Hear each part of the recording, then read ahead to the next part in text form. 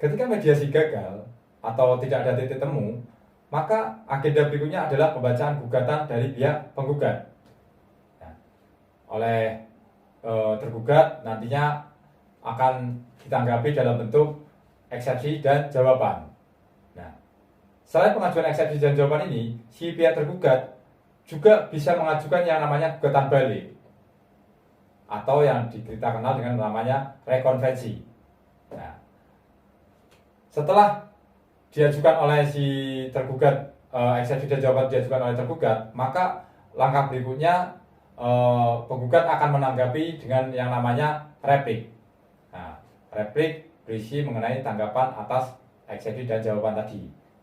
Nah, ketika pengajuan replik telah diterima oleh tergugat, maka berikutnya tergugat akan menanggapi dalam bentuk yang namanya duplik.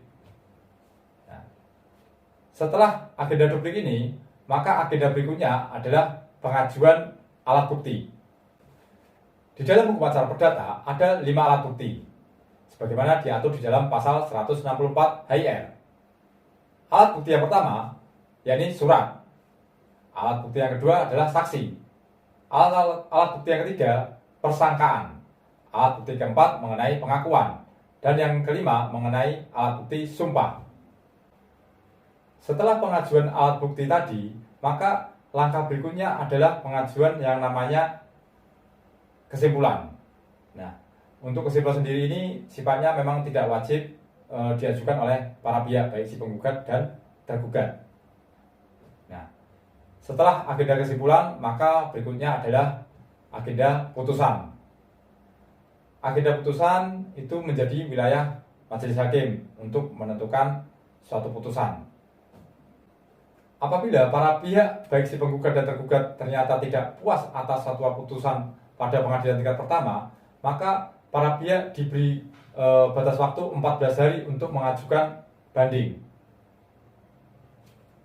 Nah, pengajuan banding ini bisa dilakukan oleh para pihak melalui pendaftaran banding pada pengadilan tingkat pertama ataupun bisa dilakukan pada pengadilan tinggi. Nah, berikutnya, apabila para pihak ternyata tidak puas atas suatu putusan pengadilan tinggi atau pengadilan tingkat banding, maka para pihak bisa mengajukan yang namanya kasasi. Nah, kasasi sendiri diajukan pada Mahkamah Agung. Nah, batas waktu untuk pengajuan proses kasasi ini, batas waktu yang diperlukan adalah 14 hari. Nah, apabila para pihak tidak puas juga terhadap putusan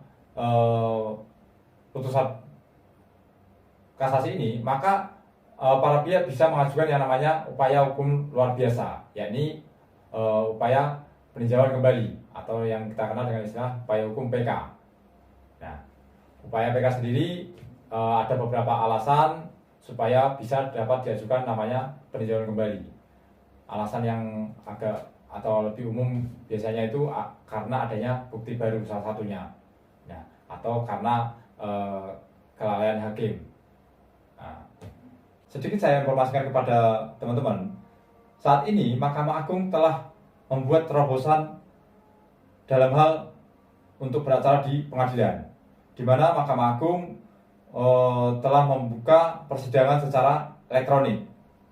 Saat ini untuk pendaftaran ekor itu sudah dipermudah, di mana masyarakat bisa melakukan pendaftaran suatu perkara cukup di rumah saja, tanpa harus melakukan pendaftaran ke pengadilan. Untuk masyarakat yang ingin mengajukan gugatan secara elektronik, cukup menyediakan yang namanya KTP, kemudian menyediakan email. Nah, dan jangan lupa mendownload aplikasi Ekor yang telah disediakan oleh Mahkamah Agung. Nah, masyarakat nantinya bisa mengisi identitas, kemudian mendaftarkan emailnya, kemudian mendapatkan pemberitahuan melalui email. Mungkin itu yang bisa saya sampaikan. Semoga bermanfaat. Sampai jumpa.